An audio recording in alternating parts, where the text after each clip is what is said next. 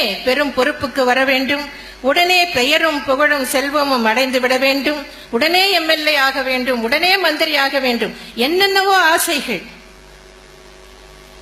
கட்சியில் சேருவதும் அதில் வளர்வதும் ஒரு பெரிய பொறுப்புக்கு வருவதும் ப்ரூ இன்ஸ்டன்ட் காஃபியை கலப்பது போல் அல்ல. திரு ஓ பன்னீர்செல்வம் அவர்கள் எப்படி வளர்ந்துள்ளார்கள் என்பதை உங்களுக்கு சுட்டிக்காட்ட விரும்புகிறேன். திரு ஓ பன்னீர்செல்வம் அவர்கள் 1977ஆம் ஆண்டில் கழக உறுப்பினராக இணைந்தார்.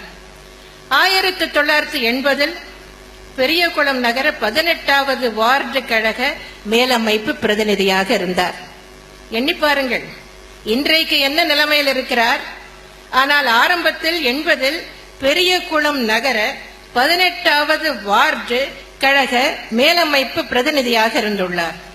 பின்னர் 84 பெரியகுளம் நகர 18வது வார்டு கழக செயலாளர், 84 பெரியகுளம் நகர எம்ஜிஆர் இளைஞர் அணி துணை செயலாளர், 1993 பெரியகுளம் நகர கழக செயலாளர், 96 பெரியகுளம் நகரமன்ற தலைவர், 1997 தேனி மாவட்ட எம்ஜிஆர் இளைஞர் அணி செயலாளர், 1998 பெரியகுளம் நகர கழக செயலாளராக 2வது முறையாக தேர்வு செய்யப்பட்டார்.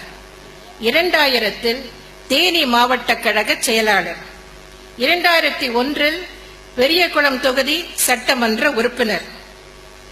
அதன் பின் அவர் முதலமைச்சராகவும் இருந்தார்.